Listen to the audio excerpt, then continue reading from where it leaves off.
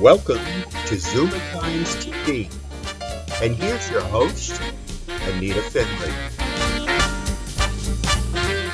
So here I am with I have to say this, it's my favorite interview. And I know I do a lot of interviews and I don't want any of my other people to be hurt, but I've been doing this with Darwin Porter for so many years. And every time we've done it on the radio for so many years, he writes all these columns. I have to just tell you, he's my favorite. Sorry. So anyway, there you are, Darwin. I'll probably lose some friends, but I can't help it. Oh, I'll return the compliment. Of course, I've been interviewed in my life by tigers, and you always came out at the top. Well, I want to tell you that this is probably one of the really exciting moments of my life, and I'm glad to share it with you. It was just pure coincidence that the film on Lucille Ball and Desi will be in theaters tomorrow.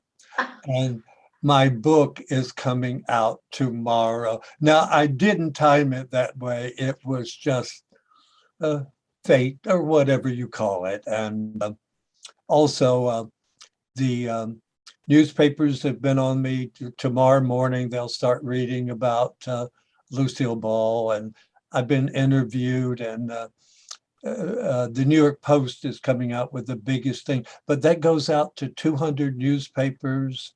Oh, and my. They wanted more than the movie. They wanted, who was this Jamestown Husky, as she was called when she was 16. And I have never in my life written volume 2. I wrote volume 1 on Lucy, which carried through with her turbulent marriage to Desi Arnaz and the Idol of Lucy show. And I found near the end that the books that had been written about her dropped it in 1960. Well, Lucille Ball went on till 1980, and she never gave up. In fact, 2 months before her death, she and Bob Hope walked out to present Oscars, and they got the biggest standing ovation in the history of the Academy Awards. But you know, Darwin, let me just say, I was glad to know, though, that she did find love at the end. She had someone who cared about her. That was very important.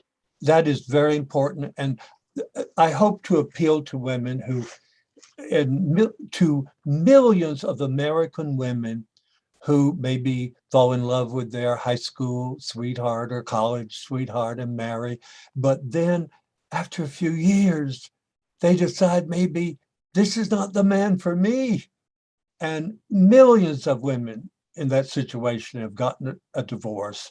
And that happened to Lucy. Desi was an errant husband, adulterous, alcoholic, abusive. When he came home, which was rare, she finally divorced him and married this stand-up comedian named, he was a Jewish comedian named Gary Morton.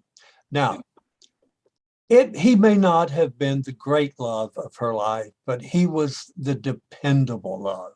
They shared adjoining bedrooms, and when she needed servicing, she clanged the bell and Gary came trotting in. And obviously the power had shifted because she bought out Desi, and she became the biggest woman producer. Well, Hollywood didn't really have women producers then. And, you know, Mary Pickford did a little in the early 20s, joining other, but she became the most powerful woman in Hollywood and a pioneer. So in a way, my second volume, called The Sad and Tragic Life of Lucille Ball, the ending, is filled with triumph and tragedy. You know, you can be, as she said, very, very rich, but not necessarily happy. But she did find, maybe it wasn't a great love, but she found a man who would stand by her and back her up. She said something jokingly, we assume it was jokingly. She said, now that I'm a woman producer, am I entitled to the rites of casting couch seductions that that Louis B. Mayer. She love said, it. my only real, I asked her one time, I said, when we were at a Hollywood party, I said, what was your biggest temptation?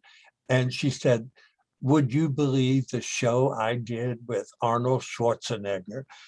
Really? She said, he played my masseur, and we were supposed to be play acting, but God darn, did I get turned on by him. And of course, that was the type of man she liked. She made it clear that she didn't like the pretty boys of the 1950s, you know, Rock Hudson, Tab Hunter. That was not for her. She liked very strong masculine men. And she found it. Now, what was amazing, she just refused to give up. She would never reach the pinnacle she did with Desi, but she carried on. She did show after show. She even did a show in 1986, right before her death. And she had lost touch with the American public, and it went off the air. But I admired that spirit of her to keep going. Now, what a lot of people don't know, she was responsible for many hit TV shows. She unfortunately launched them, but didn't stick around for the millions. For example, she financed the first movie starring Tom Cruise. Really? All the right moves. She said, my God, I should have held on to him. There would be millions. And so she just let a lot of hit shows. For example, she would launch a show and the ratings were a little bad the first year. You know, things like Star Trek and all that. Sometimes, well, you know, sometimes they didn't immediately catch on. And then she had moved on, and then like that Mission Impossible. I mean, I'm talking huge millions. So don't get the idea though she was poor. She was not poor. I mean, she became, you know, the richest woman producer in Hollywood. And but Darwin, let me just tell you then, as you're talking, I'm thinking, wow, she should have gone into politics. You know, Reagan did it. She could have done it as one of the first women powerhouses. Well, you know, that her politics didn't do too well. She signed up for the Communist Party in 1936, and on the behest of her grandfather, who was a communist. He insisted that she and her brother go down and register as communists. And Ronald Reagan went down, and they rejected him as being too flaky. You know, long before Ronald Reagan was, you know, a Republican, he was a liberal Democrat. And I mean, supporting Harry S. Truman in 1948. And then it came back to haunt her. In fact, I had to do interviews about this.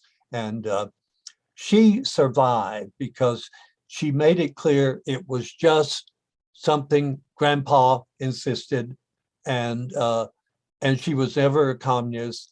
And of course, people were being blacklisted, but that would have been used against her if she had ever gone into, you know, her opponents. They would have dragged that up. And of course. I love the line that Desi came out. They didn't know whether the audience would be booing her, and he said, "Well, Lucy was never a red. In fact, the only thing red about her is her hair, and that's not even real." So she survived that. But mainly, I'm intrigued by a woman who just refuses to give up. You know, like, oh, hell, you know, I'm 80 years old and I'm not going to give up. And maybe I will not be the glory that I was, the most famous woman in the world in 1954, but I'm still in there and I'm still kicking. And look, you may have seen a movie called Driving Miss Daisy.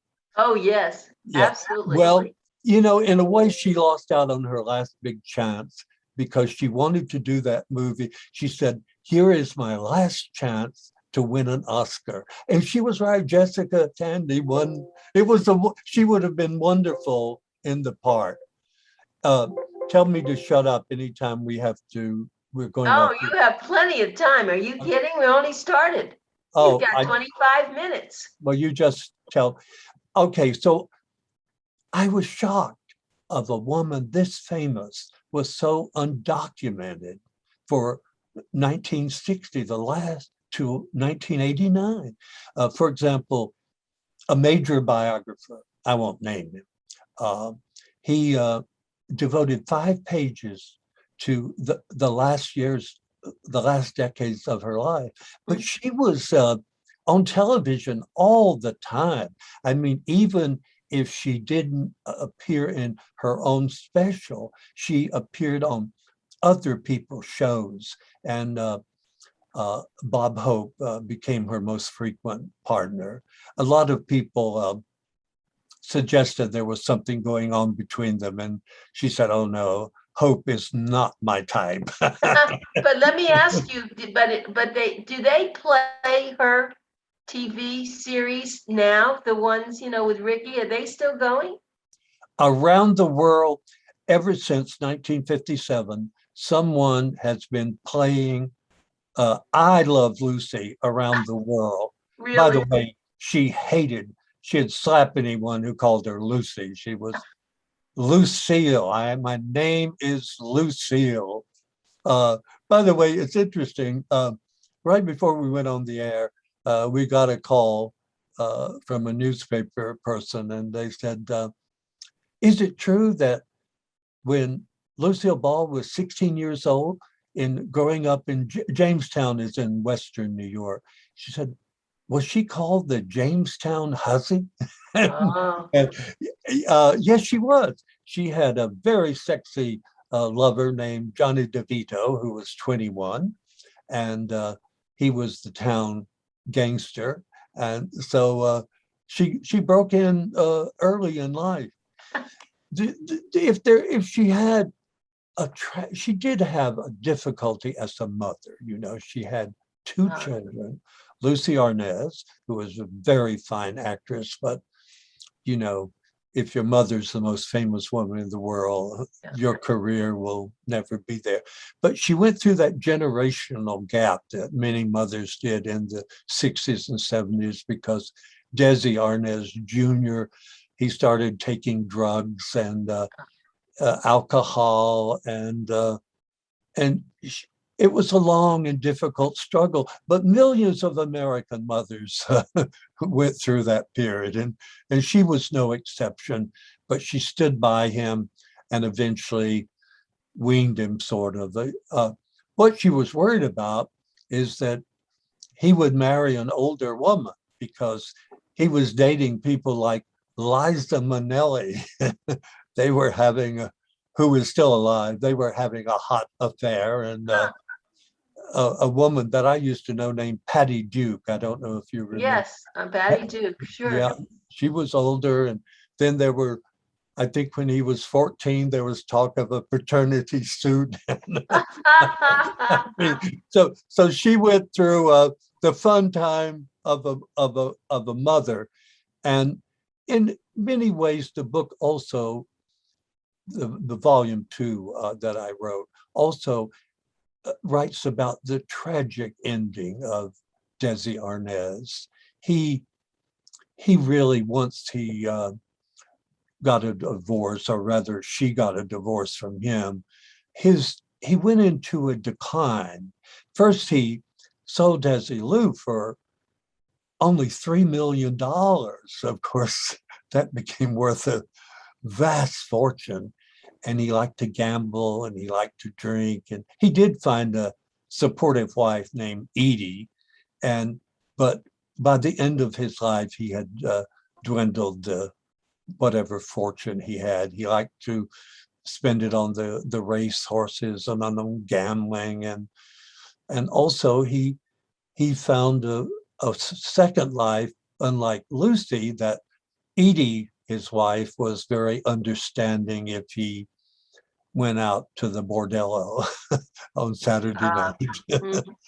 I'm not sure you would have been that understanding with your husband, but No, I wouldn't. Sorry. but he found a rather brave woman, and then she stood by him. And also, I write about Desi and Lucy maintained their friendship. Oh, I called her Lucy. Forgive me, Lucy, if you're listening. They maintained their friendship. In fact, Lucille Ball was the last person he talked to on the phone.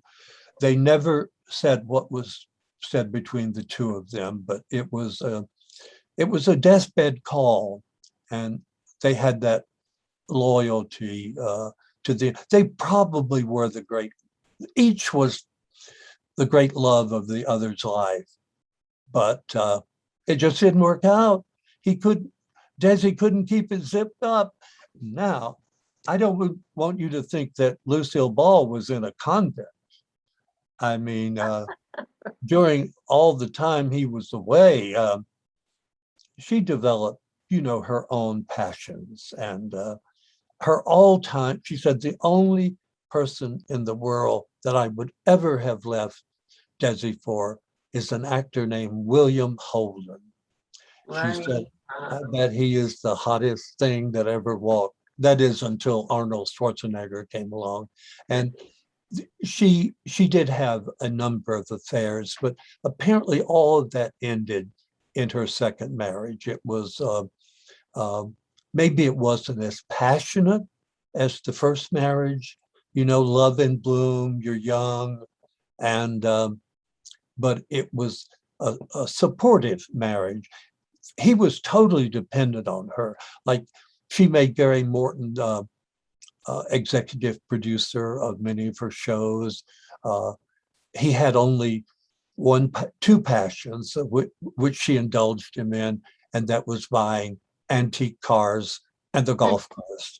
He wanted to play golf day and night. And what was interesting is after she left Desi, she decided she wanted to be a Broadway star. She'd walked on Broadway a couple of times, and she did this thing called Wildcat. And I saw it, and she had a lot of problems. She was ill at times. It called for a 25-year-old girl, and she wasn't brittle. She was brittle, and she had a few, but she did exercise the casting couch because she hadn't met Gary Morton yet.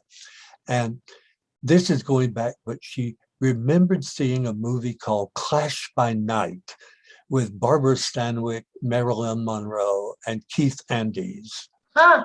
And she thought Keith Andes was the hottest thing she ever saw. So she said, God, he must be 38 years old now. Bring him to New York and let me test him out. and she tested out. I talked to Keith Andes about 20 years ago, and I said, did you guys really make it? He said, yeah, but it wasn't like a wild passion. He said, I wanted the part and I did my duty. But in fact, very soon he got married. So it didn't become, and then she met a lady who has just died, Arlene Dahl. I don't know if you remember. I remember Arlene. She's gorgeous. She died 2 or 3 days ago at the age of 96, one of the Wow.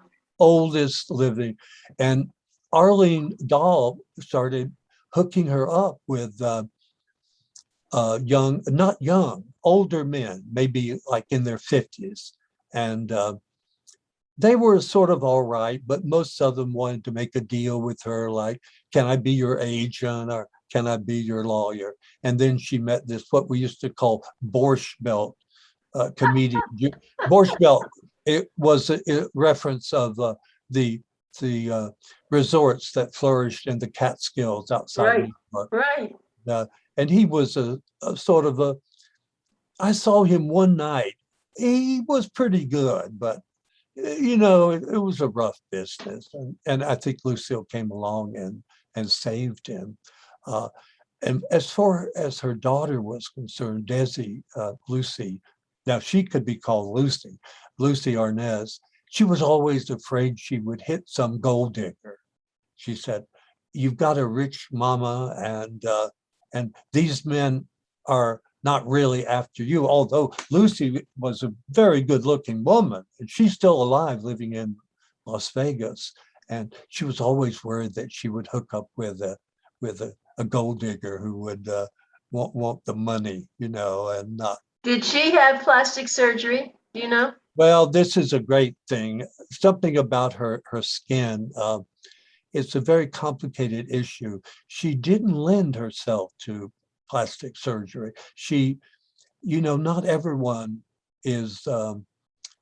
should have plastic surgery. I've been reading that lately. For example, this man we talked about, Tom Cruise, he had some work. He was a good-looking older man, but the work he's had done on his cheeks, he's now called like a chipmunk, they're calling him, with Wow.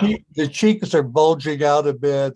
Uh, And then one newspaper just ran 18 people, and it's on YouTube too, who should never have had plastic surgery. But Lucille found out early in life that it was recommended that she didn't do it. But she met with a woman named Marlene de Dietrich, my all-time favorite woman before you came along. And there was a way she had of some adhesive. You can pull the face back and then put a wig over your. Marlena developed that technique, and interesting. it takes years off. And then she made the mistake of doing the film Mame, which was anti-Mame, and no one should follow Rosalind Russell. In fact, the other night I resaw Anti-Mame with Rosalind Russell. You never follow Rosalind Russell. Rosalind Russell ate up, and then she did Mame and a revival, and it was a terrible failure. It was a terrible failure. And she said, I can only be photographed from 28 feet away, and a lot of it is blurred, sort of, her face is sort of blurred, so you don't really see the end. The role was wrong for her, and she said, "I'm not going to do a feature film ever again. This is my adieu." Yet she went on television and did a feature film for television called Stone Pillow. And she played a bag woman on the streets of Manhattan who uses an alleyway for her toilet and a newspaper for her wiping. Oh my heavens. And she looked like 98 years old, or maybe 105. I was amazed that she did that after keeping that illusion like she did in Mame, the soft lighting and everything. And then she I don't understand it, just for the hell of it. A lot of people saw the movie but didn't know it was Lucille Ball. My. I mean, and also they started it in cold weather, but there were so many delays. The hot weather came to New York, and she had to be dressed up in all that wool and everything. And it was a terrible ordeal. But who says people always do the right thing, right? Darwin, she had plenty of money. She didn't need to do that for the money. She just wanted to still be out there, right?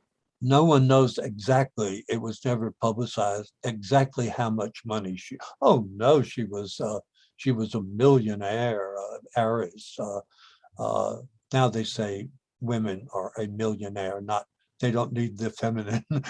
Women are a millionaire, and oh no, she was very, very wealthy, and I'm surprised. But she did impulsive things. She said, "I will not leave television. I will stay on until the very end. And she did. She did numerous specials, not only with Bob Hope, but she did specials with Dean Martin and Frank Sinatra. And so she never, even when she wasn't doing a series, she was out there every night. So on television, she had some relaxation periods, but most of the time she just couldn't stop working. She wasn't working for the money, you Right. know, but she said, I just want to be out there. I just want my fans to see me. I want them to see me. And they did, as I said, until the very end. And she had been warned that her health was going, and 2 months after that Oscar thing, she said it was revealed in her bedroom next door to Gary Morton. She said, I was walking to the bathroom and suddenly I didn't feel my arm. She said, my arm, it wasn't there. Of course, it was there, but she said, I didn't feel my arm. And she said, and then things started to go wrong with my throat. So they rushed her to the hospital, Right. and she was. Well, with that, I guess we have to tell you that we've run out of time. But you know, Darwin, it's every time we talk, you have all these, I call them secrets that nobody else has or knows, and you've known these people so intimately. It is an amazing situation, and I know that I can explain that very quickly. Someone explained it to me the other day. They say, why do they turn to you, Darwin? Because you're the only one left from those days, because no, you were no. 19 and 20 years old. And Yeah, but you also have a flair. You're perfect. I mean, I can understand how people feel that way about you. And you know, Darwin, we're very excited about your new book that's just come out, and also about all the fame and fortune that's going to happen. So, thank you so much. I wish there well, were a pink carpet, a red carpet you could go on. a copy is on the way to you, Anita. Oh, you're great. Well, I'm so glad. I'm very excited, and we're going to, of course, have this in our magazine for December, which is, January, which Well, is you very, better, very, you better. honey, we will. No Okay. problem with All that. right. So anyway, take care of yourself, and we will talk again. I'll look forward to it. Thank you. Goodbye, everybody. This is a Goodbye. privilege that you will not forget. Goodbye.